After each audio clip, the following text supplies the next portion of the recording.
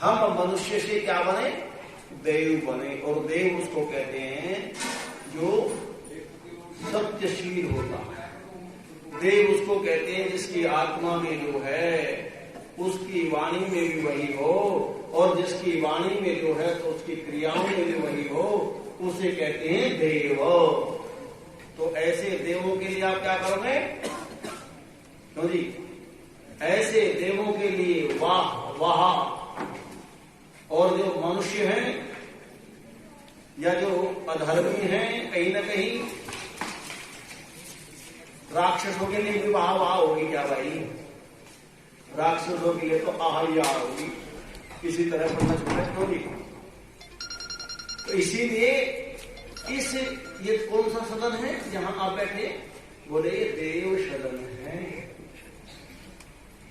देव सदन में उपस्थित होकर के हमारा एक ही कर्तव्य बनता है कि हम स्वाहाकार करते चले जाएं और दृष्टि अग्नि की धाराओं पर रखें। ये अग्नि जो आप देख रहे हैं ना, अग्नि आपने देखी?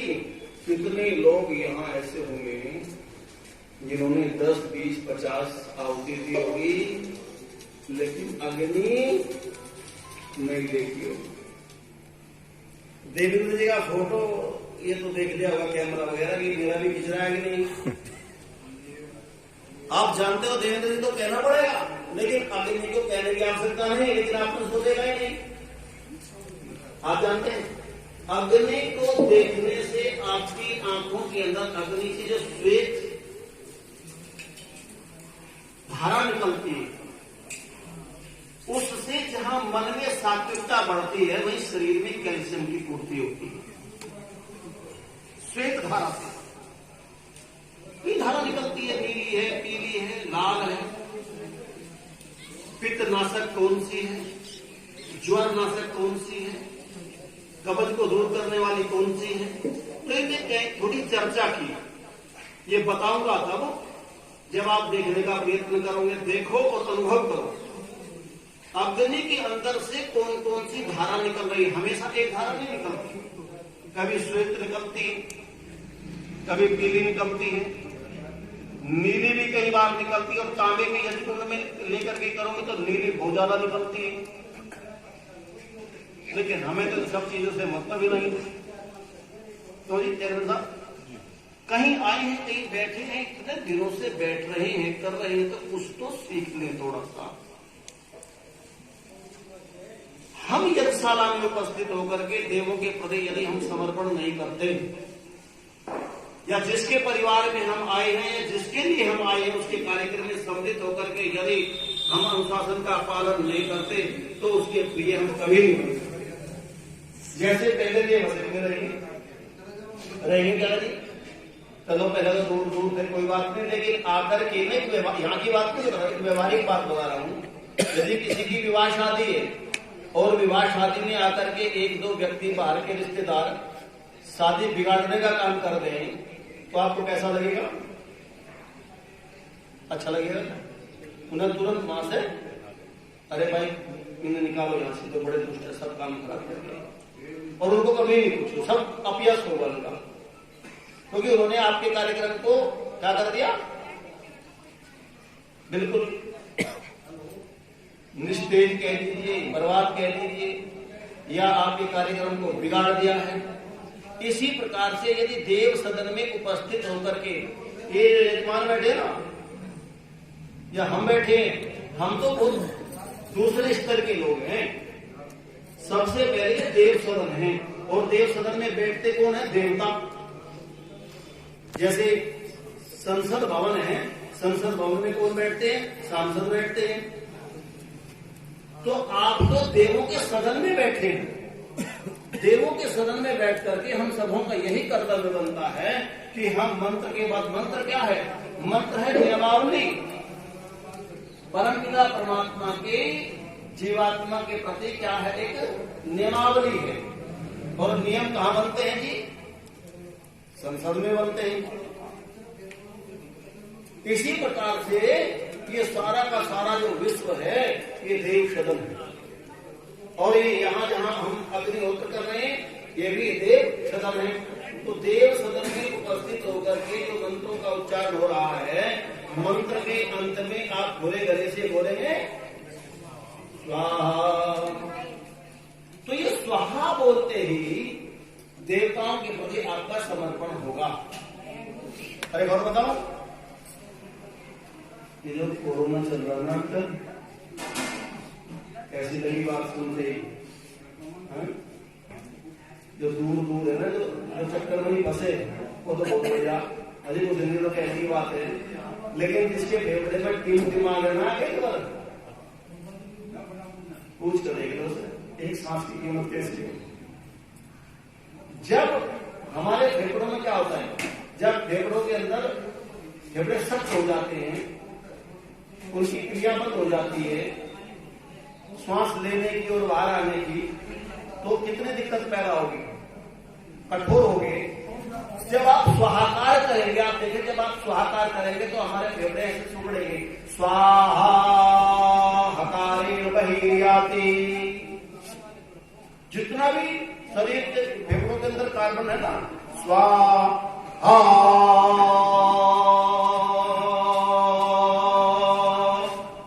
बाहर निकलता प्रचुर मात्रा में औषधीय गुण प्राण के साथ फेफड़ों के अंदर चले जाते हैं। तो फेफड़ों के अंदर किस प्रकार से क्या होती है, ये प्रक्रिया चलती है स्वाहाकार के साथ। तो देवों के प्रति समर्पण और फेफड़ों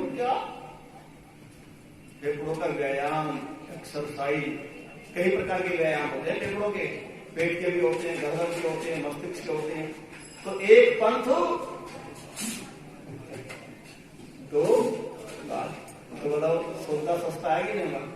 बैठने तो है, बैठ करके स्वाहा बोलना, और स्वाहा बोलना है इसलिए कि अग्नि के साथ जो पदार्थ हम डाल रहे हैं वो सुगंधित हैं, जो रोग नाशक हैं, जो पुष्टिदायक हैं, वो सारे पदार्थ अग्नि में जाकर के अणु में परिवर्तित हो जाते हैं।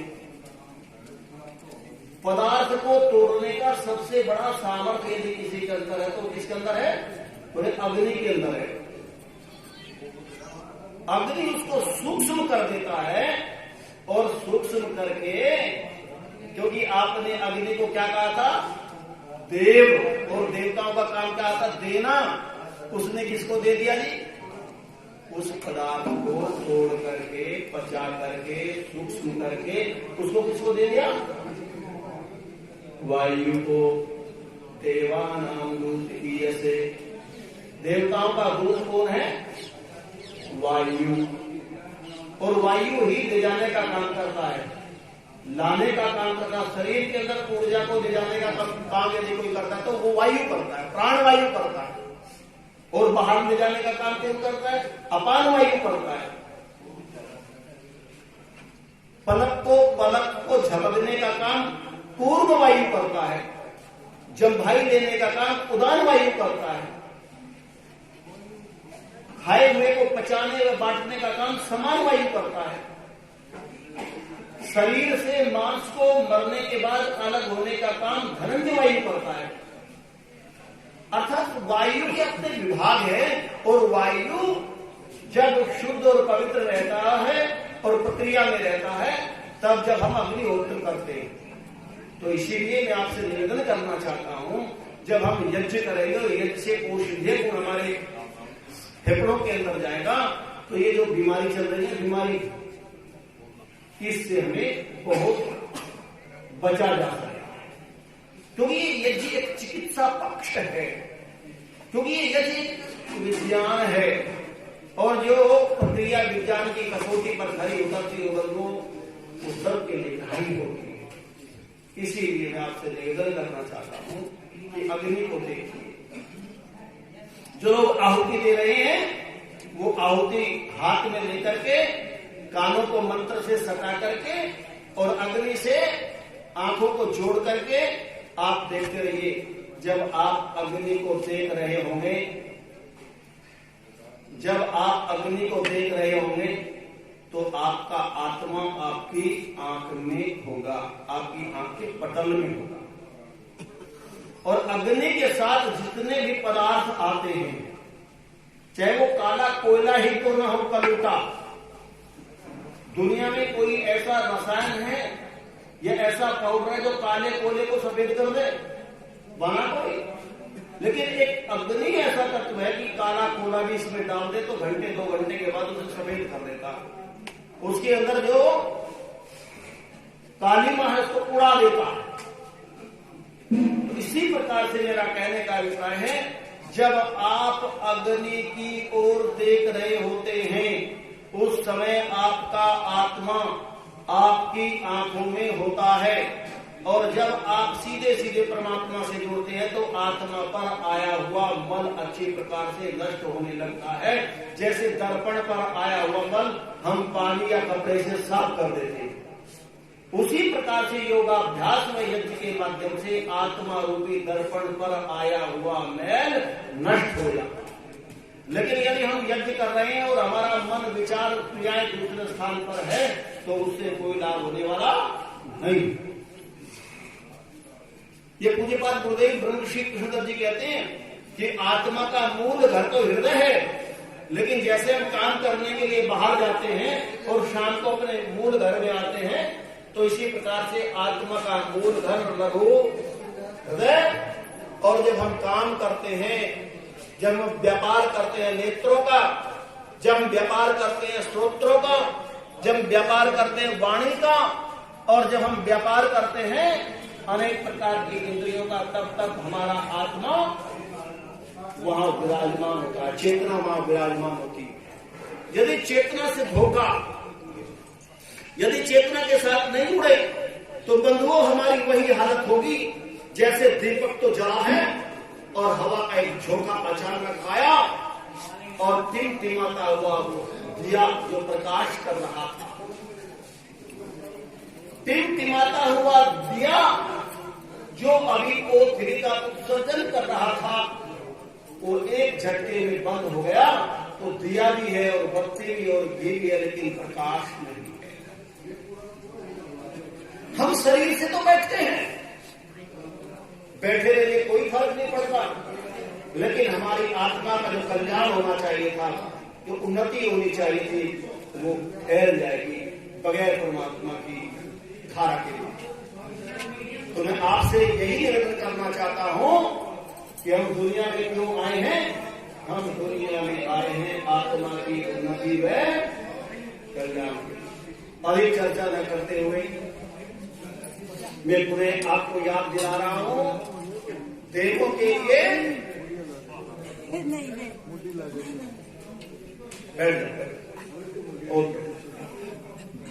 हाँ जी माताओं बहनों, देवों के लिए तो कुछ नहीं, हाँ देवों के लिए स्वाहा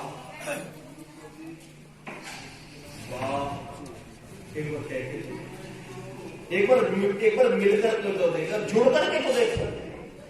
ये यज्ञ ऐसा, ये यज्ञ एक ऐसी क्रिया है जो व्यक्ति छोटे को बहुत बड़ा करता है, और एक क्षेत्र में नहीं, प्रत्येक क्षेत्र में। राम इसी से बढ़े, कृष्ण इसी से बढ़े, और हम राम और कृष्ण के वंशज हैं, तो कम से कम इस यज्ञ जैसी श्रेष्ठ क्रिया को अपने जीवन में उतार लें, देवों का अपमान न करें। ठीक है जी। एक गाना मैं कभी सुनता और सुन चला है कि राम नाम की लूट है, सुबह से मंदिर है 4:30 बजे आज कल, राम नाम की लूट है, लूटी जासे सो लूट, अंत समय पछताएगा जब प्राण जाएंगे चूट। ये लूट मची है, इससे एक एक आहुति जो सुगंधित रोगनाशक और पुष्टिदायक जो निकल रही है, और मैं पीछे बैठने वाले लोगों से निवेदन करूंगा, आंख बंद करके दत्तचित होकर के इधर उधर की बात को छोड़ करके, जब तक आप यज्ञ में बैठे और भी कुछ नहीं कर सकते, तो कम से कम जितना सांस आ रहा है उसको थोड़ा लंबा तो कर लीजिए। बस आप बैठे रहिए, मत होते रहिए और श्वास को देखते रहिए, श्वास होते रहिए। अगर आपने 25 श्वास गिन करके ले लिए तो ये मेरी गारंटी आपके शरीर के अंदर लघुता आ जाएगी। जो कहीं आपके अंदर व्याधि है ना, तो आपको लगेगा यार मेरे शरीर में ना कहीं जो निरोगता आ रही है। आप ऐसे करते रहिए, लेकिन हम तो इतने कमजोर हैं क्योंकि श्वास तो फ्री में मिला है तो जी, और फ्री की चीज को कोई व्यक्ति कीमत नहीं होती। जितनी भी दुनिया की कीमती चीज है वो सबसे सस्ती, सबसे फ्री। वायु की इतनी कीमत है दमे वाले से पूछो, लेकिन बिल्कुल फ्री। तो मैं आपसे निवेदन किया, जो पीछे बैठने वाले लोग हैं आज करके देखो, अच्छा ईमानदारी से, बहुत बढ़िया सामग्री बनी है, बड़े बड़े चम्मच घी के हैं। आप बैठ करके लंबा श्वास लेते रहिए और छोड़ते रहिए। तो यहाँ से आचार्य जी मंत्र बोले तो आप भी स्वाहा बोलते, जब तक मंत्र पढ़ें तो आप सुनते रहिए और श्वास को लंबा गहरा कर दें। आप 25 तक, आप 21 तक गिने और गिनने के बाद फिर सारा मत गिने, आज 21 तक ही गिने और फिर अपने आप से अनुभव कीजिए ईमानदारी से। चले प्रारंभ करते हैं, मेरे साथ मिलकर के बोलिए। वेद सब सत्य विद्याओं का पुस्तक है, वेद का पढ़ना पढ़ाना और सुनना सुनाना सब आर्यों का परम धर्म है। प्रारंभ किया जाए। ओम विश्वानि देव सरितदुरितानि परासु भद्रं तन्नयासु। ऋषि पराशर देवता पवन सोम। ओम आक्रांत समुद्र प्रथमे धर्मजनेन प्रजा भुवनस्य गोपाः वृषा पवित्रे अधिशानो व्येव्यत् सोमो वा वृदेश्वानो अध्रो।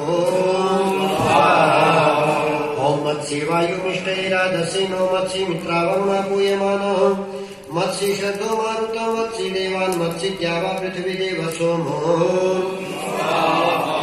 ओम तत्सोमो मयश्चकारापामुदर्गर्भो वृणीत देवान् अदधाति सर्वमजनेत् सूर्य ज्योतिरिन्द्रो। ओमेश देवो भर्यपर्णवीरतिकीयते विदुरण्या सतो। ओमेश विप्रैर विष्णुपो देवो विवाते जगत्कर्तारि राक्षसो। ओमेश विश्वनिवर्य शुक्रो निवय सत्त्व विप्रोभानुषुचा सतो। ओमेश देवो रथर्यति भगवानुलिशस्यति अविशृणोति वाग्वनो। ओमेश देवो विपन्यो विवो मानरितायुव्यरिवाजयं मृजतो। ओमेश देवो विपन्योति हर्वारं जिरावति वो मानवतभ्यो। ओमेश दिवो विधावति अतिरो रजं सिधारयतो मनर्विकृतनिप्रदो। ओमेश दिवं व्यासरतिरो राजांस्यः स्त्रितः पवनस्वधरो। ओमेश प्रतिनिर्जन्मना देवो देवेभ्यः सुतः हरिपवित्र्यर्षतो। ओमेश उष्यः पुरुषतो निज्ञानजनयन् निशाधारया भवते सुतो। ओमेश धियाया तत्यमन्यशूररथे वीरा सुरभि गच्छन्निन्द्रस्य निष्कृतो। ओमेश पुरुधियायते विहते देवतातये यत्रामृता शतो।